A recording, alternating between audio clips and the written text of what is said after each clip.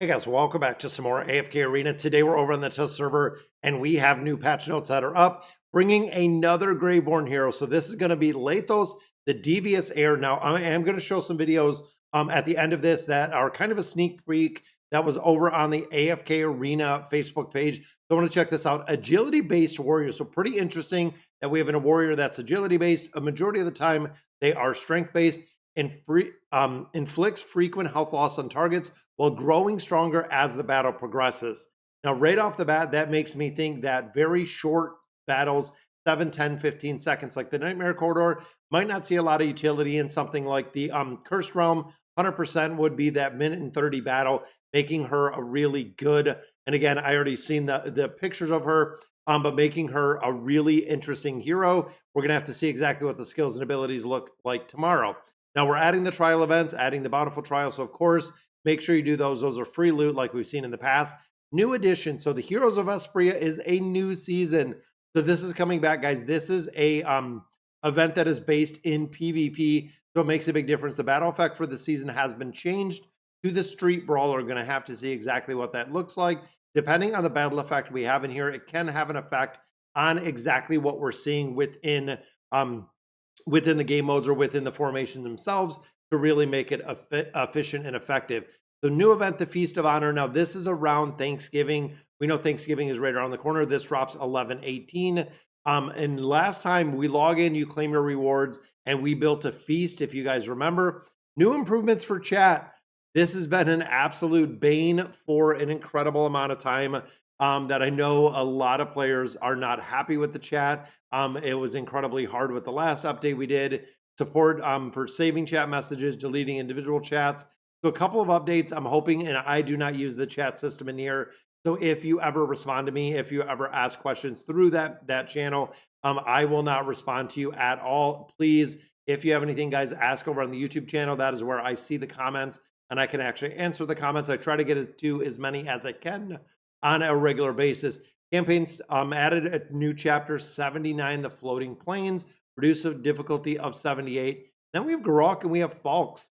So overall, couple of things that I want to kind of cover before we look at the hero itself. So fixed a bug in which using using the automated could battle freeze in certain circumstances.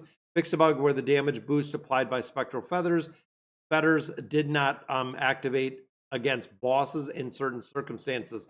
So you'll also notice in this patch, it's very, very light, and there isn't anything to address kind of the Ghoulish Gallery, the Arcane Staffs, but we've been asking a lot of questions for clarification when it comes to the garrison itself, and specifically getting Lethos and getting our Delicious in Dungeon crossover heroes, as well as Sheltier. As you can see on the test server, they are not here. This patch, they're not coming out. Now, we were told that the announcement for the crossover heroes or those dimensional heroes would come in a patch announcements, which means with the patch that we're seeing today, it is going to be at a minimum another 2 weeks before we possibly see Lethos and Marcio coming in from Delicious Dungeon.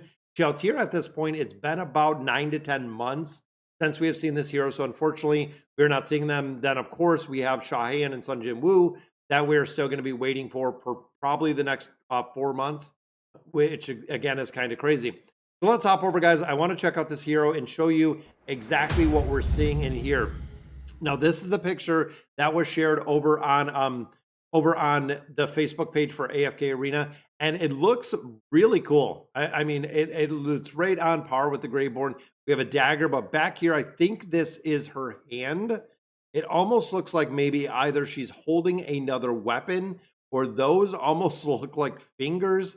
And I don't know if this is another piece, or again, if she's holding some sort of weapon, but she definitely looks pretty evil. And even thinking of the skin that we just got from Mortis, that looked very, very, very, very evil, in my opinion, guys. It was very, very dark. This looks like the same. She's got a very happy grin on here. And we also do have a video of what they did share. So let me rewind this.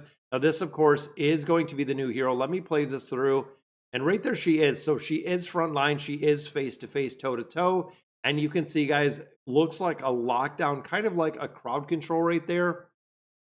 There's the ultimate ability, which the first one is kind of off, where we can't really see it very much.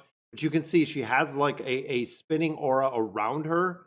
I'm not sure if that's boosting up, and that it looks like almost an AoE attack that she almost like a frontal cone. I want to see if she does it again here, but it was almost there we go. So yeah, it is like a large frontal cone that we're seeing in some sort of attack. And then she does run around the battle. So she's not teleporting like some of the heroes we've seen. And there is the large frontal cone taking everyone down in the entirety. And I'm assuming that aura is going to be probably like a haste boost, a speed boost, or something of that nature. But that is really, really cool looking. Now, also remember that she is a regular Graveborn hero. So she is not an Awakened. She is not, a Highborn Draconic hero, which means you can use the desired hero summons to get copies of her.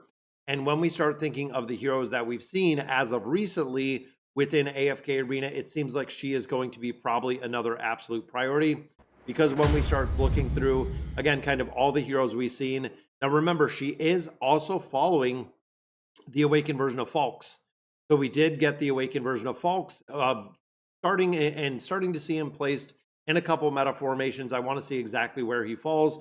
But right after the Awakened version of Falks is going to be the new Graveborn hero that we're getting, which means we're going to finish out, because it is already right now November 12th. But that means that we're probably going to finish out the rest of the year.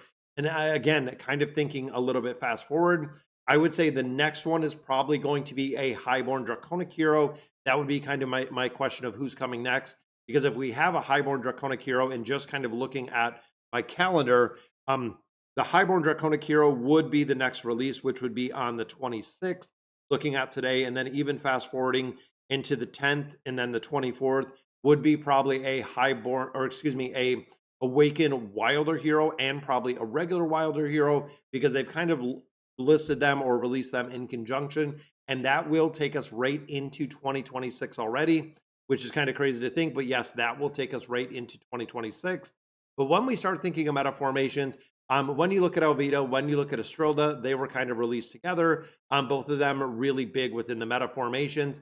Then we look in here with Skarath and Telmar, two other ones kind of released together that, again, very, very strong within meta formations. Then, of course, we get Falks and the new Graveborn hero. Again, I feel like both of them are going to go right into meta formations like we've seen. Wilders, like I said, we're waiting to see exactly who comes. Now, Garok was one that was kind of a one-off, so we might only get a Highborn Draconic hero and an Awakened Wilder. We might not get a third, or essentially another Wilder hero in here. And then even when we start looking at our Celestials, Lysander, Selene, even Zora, Aurelia, all of those are being used in their entirety. And then we also look at Saramira, we look at Envy, Nox, all of them are being used. And the same with the dimensional heroes. We are seeing, Sun Jin Woo used a couple places, Marcial, Laios being used, and then of course Shahan being used in a couple places. Then we look at heroes like Begrus being used, even Kalon is being used.